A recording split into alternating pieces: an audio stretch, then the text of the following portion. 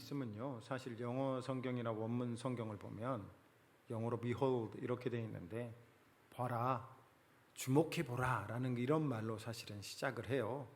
그래서 예수께서 베오로사 잠깐 떠났던 당신의 동네로 다시 배를 타고 호수를 건너서 돌아오시면서 보라 라고 하면서 뭔가 주목해 볼 만한, 우리가 집중해서 볼 만한 사건이 일어나는 걸 성경이 이야기해 주고 있습니다. 모든 성경에 나오는 사건이 중요하겠지만 오늘은 그 성경 말씀에 집중해서 보도록 우리의 관심을 유도하면서 시작을 합니다. 본문은 사건입니다.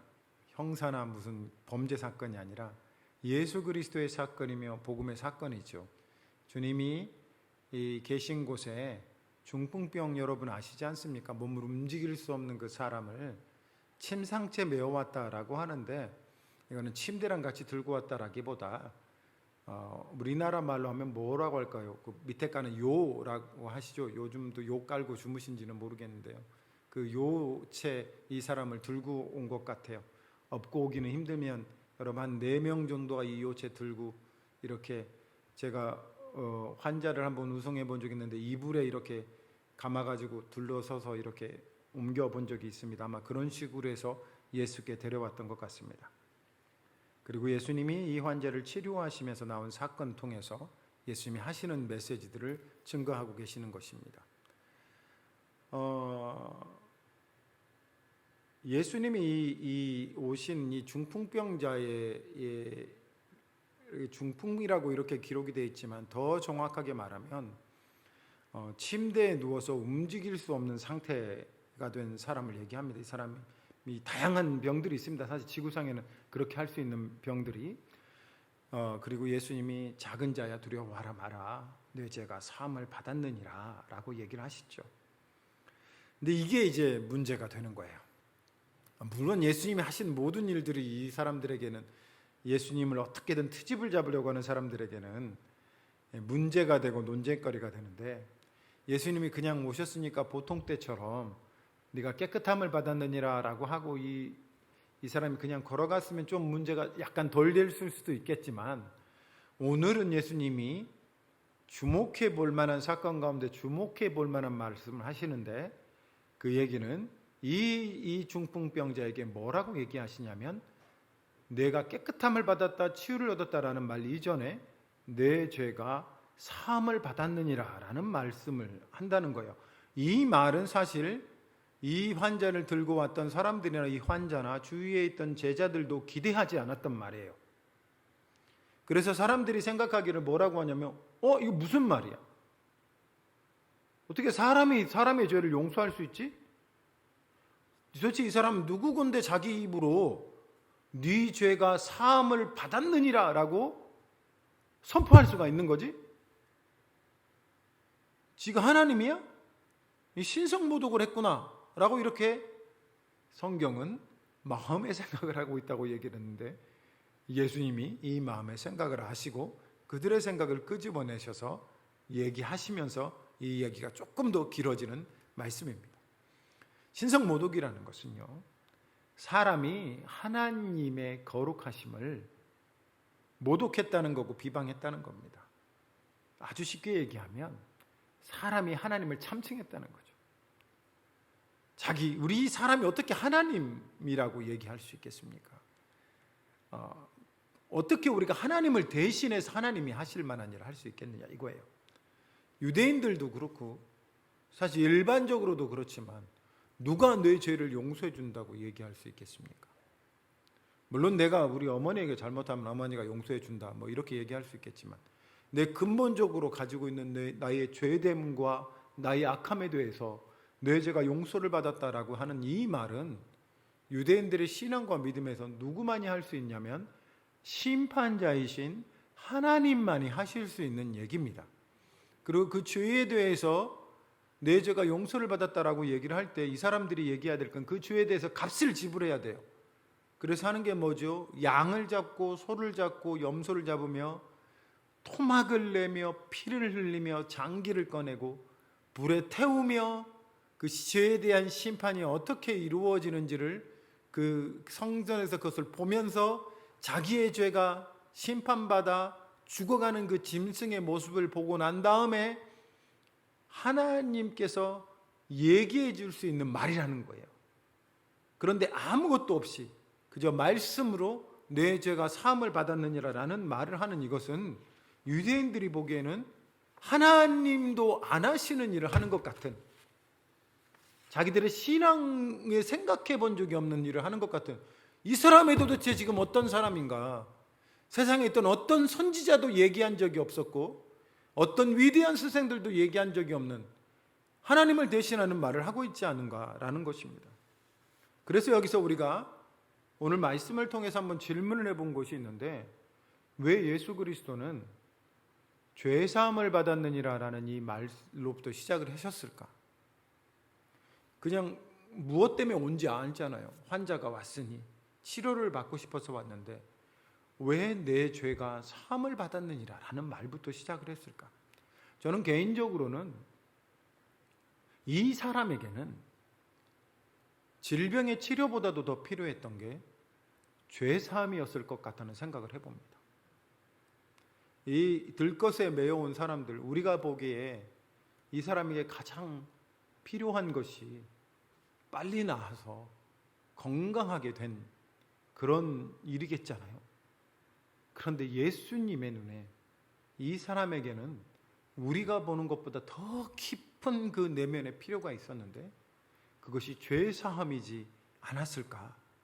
물론 이 본문에 직접적으로 얘기를 한 것은 아니지만 제가 추측해 보기에는 그렇다는 것입니다.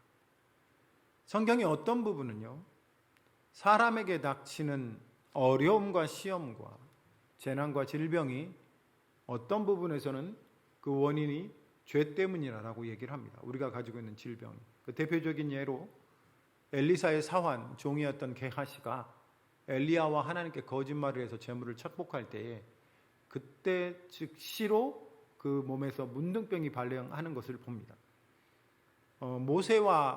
모세에 대해서 아론과 미리암이 대적할 때도 하나님이 그들을 치실 때 질병이 임한 것을 보고요. 야고보서 5장 15절 이하에도 이렇게 말씀하셨어요. 믿음의 기도는 병든 자를 구원하리니 주께서 그를 일으키시리라. 혹시 죄를 범하였을지라도 사함을 받으리라 라고 하고 그렇게 얘기를 합니다. 그런데 우리가 조심해야 될 게 모든 질병과 모든 재난이 죄 때문이라고 얘기할 수는 없어요. 참 우리 영적인 분별이 필요하고 여러분의 각자의 상황에 따라서 기도가 하나님 앞에 어떻게 드려야 될지가 좀 여러분이 분별하시고 지혜롭게 하셔야 되는데, 왜냐하면 디모데에게 사도 바울이 요구할 때 디모데서 5장 23절에 뭐라고 얘기하냐면 너도 물만 마시지 말고 내 비위, 그러니까 장이죠, 위장에 나는 병을 인하여 포도주를 조금 쓰라, 약처럼 포도주를 쓰라라고 얘기하는 건 어떤 느낌이에요? 디모데한테 야, 너 위가 안 좋구나, 너 회개해라 이렇게 얘기하지 않았다는 거예요. 평생을 이제 디모데가 자기의 위장이 약한 것을 가지고 살고 있었나 봐요. 그러니 좀 다스려라 이렇게 얘기를 하는 거죠. 그것뿐만 아니라 그 욥도 우리가 아시다시피 세상 사람들이 당할 모든 환난과 고난을 당했던 사람 아닙니까? 그러나 사실은 욥에게서 어떤 허물을 찾을 수 있었던 건 아니에요. 다만 사단이 그를 괴롭혔던 일이었던 거죠. 사건의 결말은 그렇다는 거죠.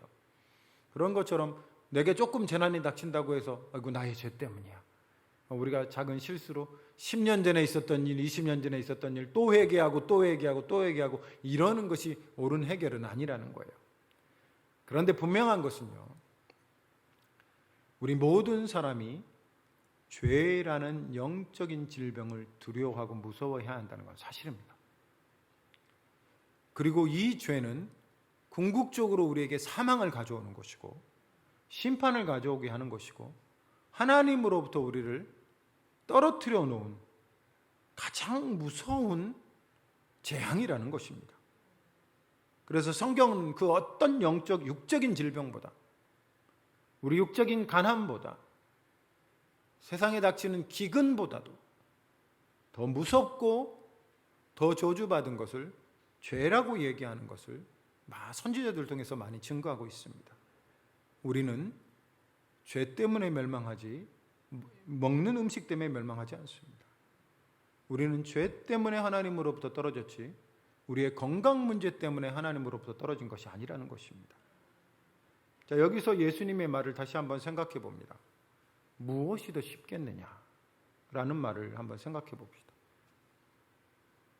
예수님이 신성모독을 하고 있다라고 생각하는 사람들에게 죄의 사함을 받았느니라 라는 말과 일어나 걸어가라 하는 말 중에 무엇이 더 쉽겠느냐라는 질문을 합니다. 왜냐하면요, 말로 하는 건 죄의 사함을 받았다 라고 말하는 게 쉽지요. 내 몸이 깨끗함을 얻었느니라 라고 하는 거는 바로 확인이 가능하지 않습니까? 이 말로 하는 건 죄의 사함을 받았다라는 게 쉬워요. 그러나 내 병이 깨끗함을 받았으니 들고 걸어라 라고 얘기하는 건 눈으로 확인할 수 있으니까 말로 하기가 좀 어렵다는 거예요. 그러나 실제적으로, 사실적으로요, 우리의 조금만 신앙이 있고 말씀에 대한 이해가 있다면, 우리에게 하나님과 그 영적인 세계에 조금만 이해가 있다면 내 죄 사함을 받았느니라 라는 말이 더 어렵다는 것을 우리가 알아요. 왜냐하면 아까 전에도 얘기했지만 세상에 수많은 기적을 일으켰던 예수님 이전에 선지자들이 있습니다. 엘리야가 기적을 일으킵니다. 엘리사가 기적을 일으킵니다. 모세가 기적을 일으킵니다. 모세는 바다를 가르고 하늘에서 나는 만나를 통해서 이스라엘 백성을 먹였고, 모세는 반석을 쳐서 생수를 내고, 엘리야는 하늘에서 불을 내리는 기적을 일으켰습니다만, 그러나 이 두 사람 어떤 누구도 내 죄가 사함을 받았느니라라는 얘기를 할 수가 없었던 사람들이기 때문입니다. 그럴 능력과 그럴 권세를 가진 이가 없기 때문입니다. 그럴 자격을 가진 이가 없기 때문입니다. 마치 요한계시록에서 요한이 7인이 달린 그 두루마기를 보면서 울어요. 왜냐하면 세상 천지에 그 인을 떼서 이렇게 인 아시죠? 옛날에는 그 책을 못 열게 하려면 거기에 도장을 찍어서 봉인을 하지 않습니까? 그것을 뗄 수 있는 권세를 가진 사람이 없기에 웁니다. 그런데 천사가 나타나서 뭐라고요? 걱정하지 말라. 하나님의 어린 양이 예수 그리스도가 그 인을 떼기에 합당하도다. 세상 천지에 우리의 죄를 용서할 수 있는 이가 없기 때문에 그것이 힘들다는 것입니다. 그런데 예수님이 내 죄가 용서를 받았느니라 라는 얘기를 하시면서, 그리고 나서 나중에 이 소자야 일어나라, 내 침상을 들고 너는 이제 깨끗하게 됐으니 돌아가라라는 치유를 선포하시고 그 치유가 이루어지는 것을 봅니다. 이 두 가지의 일련의 사건을 통해서 사람들이 확인할 수 있는 것은 예수님은 치유하시는 분이다 라는 것뿐만 아니라, 이렇게 치유하시는 분이 그 이전에 뭐라고요? 내 죄가 사함을 받았다라는 얘기를 했으니 이분은 죄를 사하시는 분이기도 하시구나라는 사실을 증명하고 계시는 거예요. 조금 더 쉽게 얘기하면, 우리가 보기에는 질병을 깨끗게 하는 것이 더 어렵지 않습니까? 그런데 예수님 그걸 하셨다는 거예요. 그렇다면 우리가 보기에 더 쉬운 것 같은 죄 사함을 얻으니라는 말씀은 예수님이 이루지 못하시겠느냐? 무엇이 더 쉽겠느냐? 이 말을 다른 말로 하면 예수님에게 불가능한 것이 없다는 말입니다. 너 눈으로 본 것과 내 귀로 들은 것이 이루어졌으면 예수님의 하시는 말씀이 거짓이 없고 그 하신 말씀을 반드시 이루시는 분이라는 것입니다. 여기서 핵심이 있습니다. 우리가 다시 한번 집중해서 들어야 할 말이 뭐냐면, 오늘 읽었던 본문의 6절 말씀입니다. 그러나 인자가 세상에서 죄를 사하는 권능이 있는 줄을 너희로 알게 하려 하노라. 예수님 왜 이 말씀을 하셨냐고요? 하나님의 아들, 사람 인자가 되신 예수 그리스도께서, 사람이신 예수 그리스도께서 죄를 사하는 권능, 죄를 사하는 능력, 죄를 사하는 힘이 있으시는 것을 우리로 하여금 알게 하기 위해서 그렇게 하셨다라는 것이 라는 것이란 말입니다. 우리 주 예수 그리스도는 죄를 사하시는 분이십니다. 오늘 이 말씀 속에서 사실 이제 일련의 사건 중에 우리가 한 번 더 이제 좀 살펴봐야 할 것은, 예수님께 온 사람들의 모습을 통해서 그러면 예수님이 그러하시다면 우리는 예수께 어떤 태도를 취해야 하는가를 한번 살펴보고자 합니다. 이 사람들이 물론 이제 예수님이 이전에도 우리가 백부장과 그 얘기를 들었지만 여러분 자기 하인을 위해 기도를 하잖아요. 그리고 나아요. 그리고 베드로의 장모에게 찾아가서 예수님이 치유해 주세요. 자기의 기도로 다른 사람을 치유하시고 구원하게 하는 예수님의 일들을 한두 가지 예를 보여주시지만 오늘은 무리가 옵니다. 그리고 예수님이 하시는 말씀이 예수님께서 뭘 보셨냐면 오늘 성경에 그들의 믿음을 보시고 이렇게 얘기를 합니다. 제가 이 성경 말씀을 좀 묵상하라고 계속 읽을수록 저는 어떤 그림이 생각나냐면 아마 이 침대에 있었던 이 사람은 예수님께 나올 자신이 없었던 사람인 것 같아요. 자기 안에 있는 정죄감과 죄됨. 여러분, 우리가 하나님 앞에 나올 수 없을 때 여러 가지 이유가 있잖아요. 첫째는 나는 뭔가 부족한 것 같아. 나는 믿음이 부족한 것 같아. 어떤 사람들은 돈이 없어서 못 나온다고도 하고 어떤 사람은 힘이 없어서 못 나오기도 하고 여러 이유 중에 이 사람은 육체적으로 움직일 수가 없어요. 그런데 정신적으로도 이 사람은 확신이 없었던 것 같아요. 근데 어떤 사람들은 친구인지 아니면 가까운 이웃인지 형제인지 친척인지는 모르겠지만 이 사람을 둘러엎고 나옵니다. 그래서 예수님이 말씀하시기를 그들의 믿음을 보시고 이렇게 얘기합니다. 2절에 이 한 사람의 믿음이 아니라 그들의 믿음을 보시고, 그들의 믿음이라고 할 때 이 사람을 들쳐업고 온 사람이에요. 그렇게 다가오면서도 이 사람, 이 환자는 두려웠었나 봐요. 걱정했었나 봐요. 여러분, 소망이 없는 사람들이요, 정말 절망 가운데 있는 사람들은 소망을 갖는 것이 얼마나 무서운지 몰라요. 왜냐하면 그렇게 했다가 실망할까 봐. 자기 평생에 자기를 치유한다, 이것도 해보고 저것도 해봤을 거 아니에요, 여러분. 저도 환자들을 여러 명 알고 있습니다만 참 고치기 힘든 사람들은 이것도 해보고 저것도 해보고 심지어 굿도 해보더라고요. 이것도 저것도 안 되면.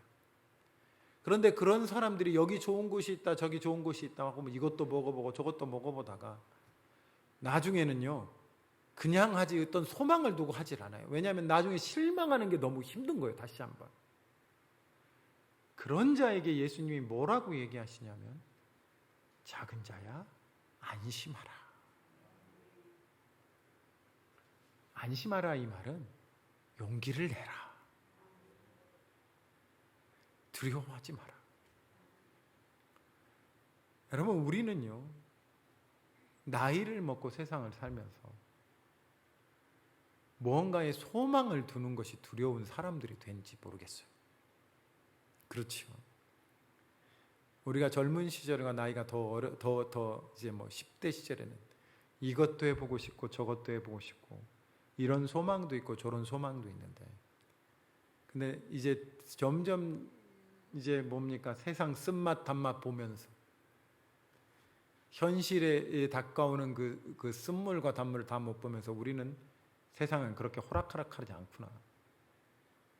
교회를 다니면서도 설마 그냥 한번 다녀보는 거지. 되면 좋고 안 되면 안 되지 뭐. 이런 식으로 우리가 다니고 있는지 모르겠어요. 그런 우리에게 예수님은 아마 동일하게 이렇게 얘기하실지 모르겠어요. 용기를 내라. 소망을 가져라. 믿음을 가져라. 이 말이 바로 안심하라라는 말입니다. 여기서 작은 자야 이렇게 얘기한 거는요, 마태복음에 이 단어가 사람들을 부를 때 예수님이 여기만 썼더라고요. 그냥 키가 작다 신체가 작다 이게 아니라 굉장히 친밀한 표현입니다. 아이야라는 이런 말인데 예수님이 아주 친밀하게 이 사람을 부르면서 뭐라고 얘기할까요? 우리말로 하면, 전라도 사람 말로 하면 거시가. 안심해라. 굉장히 친밀하지요. 타지에서 오신 분들은 이해가 안 되시겠지만 안심해라. 우리 다시 한번 소망을 가져본, 그리고 이 사람을 다 데리고 오는 이 누군지 모르는 이름 없는 이 모습을 보면서 저는 뭘 봤냐면, 교회란 이런 거구나. 우리의 믿음은 온전치가 않습니다. 우리의 감정은 좋았다 나빴다. 우리의 믿음은 좋았다 나빴다. 우리는 용기가 있었다 없었다. 우리는 걱정했다 안 했다. 오늘도 그래 한번 용기를 내보자 하고 집에 갔더니 이제 집안 식구들을 보며 막 텔레비에 나온 뉴스를 보면 또 짜증이 나기 시작하고, 답답한 일이 일어나기 시작하고, 주일 끝나고 내일 출근하니 생각하니까 또 벌써부터 짜증이 나기 시작하고, 이러는 게 우리의 인생이지 않습니까? 그런데 우리의 이 부족함은요, 어떤 때 온전해지냐면 같이 일할 때 온전해지는 것입니다. 교회는요, 왜 우리는 신앙생활을 같이 하냐면요, 하나님이 그렇게 허락하셨어요. 서로 돕게. 믿음이 강한 사람은 믿음이 약한 사람을 짊어지는 것이 교회입니다. 하나님이 나에게 은혜를 주셨으면 은혜가 필요한 사람에게 돌려주는 곳이 교회입니다. 그래서 두 가지가 필요합니다. 하나는 내가 남보다 하나님께 더 은혜를 받았다라고 생각하면 나는 더 믿음이 연약하거나 아니면 약한 사람들을 돌봐야 하는 것이 교회라는 것이고, 또 하나는 내가 조금 없어서 다른 사람의 도움을 받는다는 것이 부끄러움이 없는 곳이 교회라는 거예요. 이것이 교회며 이것이 함께 일하는 것이며, 그래서 그 원동력은 하나님이 우리에게 주신 사랑과 그 은혜가 우리에게 힘이 되어 우리를 움직여 간다는 것입니다. 이런 교회의 모습이 회복돼야 하는 시대를 우리가 살고 있습니다. 왜냐하면 사람들이 뭐 가졌다고 하면 자기 건 줄 알아요. 내가 다른 사람보다 더 건강하면 자기가 잘나서 그런 줄 알아요. 내가 다른 사람보다 좀 없어 보이면 한없이 내 스스로가 믿고 정죄스러운 게 우리가 사는 삶이에요. 다른 사람들도 우리를 멸시하는 눈빛으로 보지 않습니까? 티코하고 그랜저하고 교통사고가 났습니다. 어떤 사람이 더 자신 있게 차에서 내리겠습니까? 큰 차 있는 사람이 자신 있게 내릴 게 아니에요. 우리 사회가 그렇다는 거예요. 그러나 교회는 그런 곳이 되면 안 된다는 거예요. 교회는 누구 하나 다 부족합니다. 여러분, 저도 어떤 때 보면 나사 하나 빠진 사람 같지 않아요? 주보 철자도 틀리고 가끔 보면 성경도 찬송도 1, 2절 하다가 갑자기 4절로 넘어가 버리고, 우리가 같이 일해야 한다는 것입니다. 그래서 우리는 믿음이 약한 사람들을 도와주는 거고, 자기 스스로 하나님께 나올 수 없는 사람들을 들쳐매고 나올 수 있는 사람들이 되어야 한다는 것입니다. 이것이 교회하는 방식입니다. 그래서 예수님이 하시는 일이 뭐라고요? 작은 자야, 안심하라.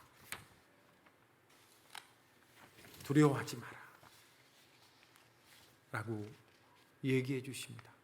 이렇게 우리가 예수를 만나는 것 같아요. 성경은 다양하게 예수를 만납니다. 예수님이 직접 찾아오는 사람들이 있습니다. 어떤 사람은 예수를 찾고자 오는 사람들이 있습니다. 어떤 사람은 지나가는 길에 보기만이라도 좋겠다라고 하는 사람들이 있습니다.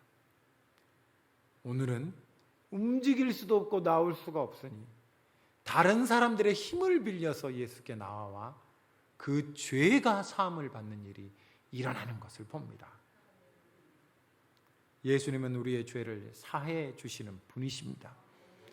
예수는 우리의 믿음을 보시는 분이십니다. 근데 여기에 재미있는 것이 있습니다. 여러분이 우리가 이제 좀 교회를 다니셨으면 예수 그리스도께서 죄를 용서하시는데 그 조건이 뭐예요? 항상 여러분. 이렇게 질문하면 목사님 다 마시면서 맨날 우리한테 물어보더라. 조건이 뭐냐면요, 여러분. 예수의 십자가예요. 그렇죠?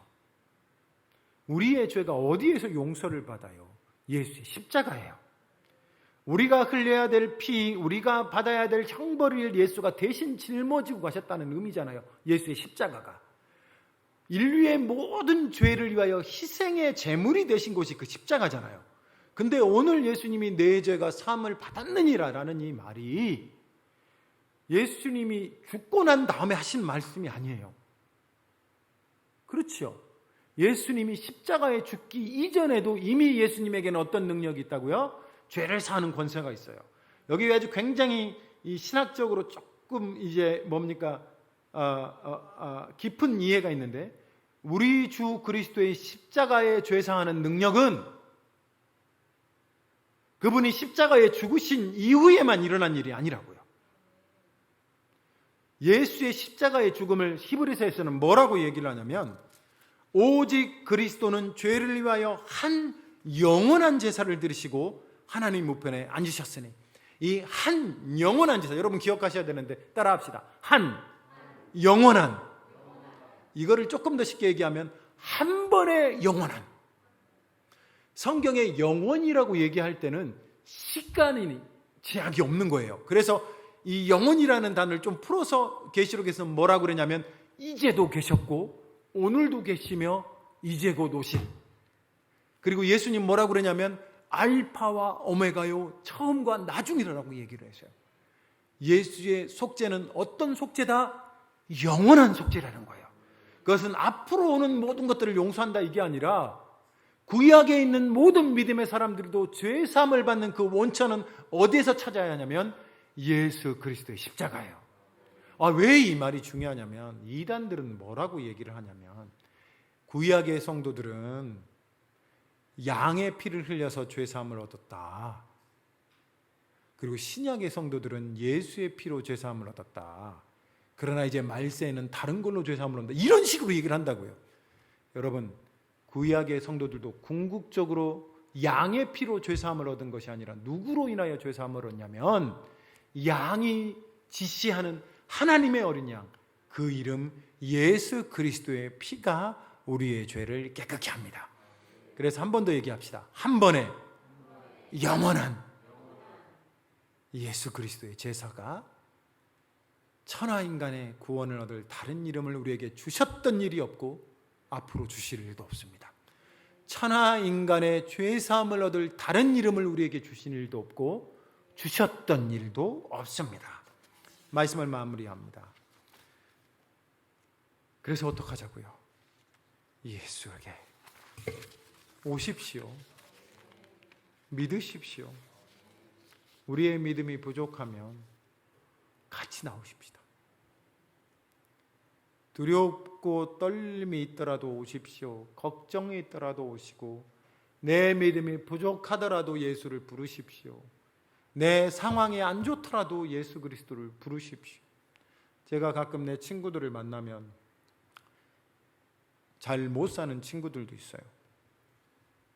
그러면 이제 제가 묻습니다. 교회 가야지. 그러면 어떤 애는 울어요. 펑펑. 내가 좀 잘 되면, 내가 이제 상황이 나아지면 그때 교회 갈게. 예수는 그렇게 만나는 분이 아닙니다. 우리가 부르는 찬양처럼 뭐죠? 있는 모습 그대로. 지금 있는 상황에서 내가 잘할 수도 있고 못할 수도 있습니다. 근데 저도 하나님 앞에 기도할 때, 막 사람들 할 때 내가 여러분 저도 기도가 잘 할 때는 주여 하면 막 입에서 불이 나온 것 같고 가슴이 뜨겁고 막 이렇게 하지만, 안 좋을 때는 괜히 비만 와도 짜증이 나거든요. 아내한테도 투덜대고 애들한테도 투덜대고. 우리가 더 안 좋을 때 사실 우리는 더 예수가 필요하지 않습니까? 우리 마음이 더 절망스러울 때 우리는 사실 예수가 더 필요합니다. 우리가 건강하지 않을 때 그때 예수가 우리는 더 필요하고, 우리에게 소망이 없을 때 그때 예수를 더 붙들어야 한다는 말입니다. 그리고 두려워하지 마시고, 더 이상 죄는 예수를 우리에게서 떼어낼 수가 없습니다. 그분의 구원과 은혜를 경험하는데 우리의 상태나 우리의 어떠함이 절대 장애가 될 수가 없습니다. 믿음이면 됩니다. 그리고 여러분, 믿는 여러분, 우리가 함께 신앙생활하는 교회의 모습을 회복합시다. 내가 좀 더 있다고 생각하면, 강하다고 생각하면, 부족하다고 없는 사람들에 대해서 무시하지 마시고 기꺼이 나눠주고 돕는 것은 교회가 하는 당연한 일입니다. 그렇다고 또 교회가 주는 도움이나 기도를 부끄러워하면 안 돼요. 감사히 받으시면 됩니다.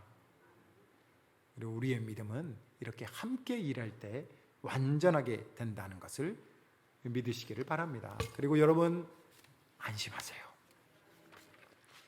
소망을 가지세요. 믿음을 가지세요. 우리 주 예수 그리스도는 능력이 많으신 분이십니다. 우리 잠깐 기도하겠습니다.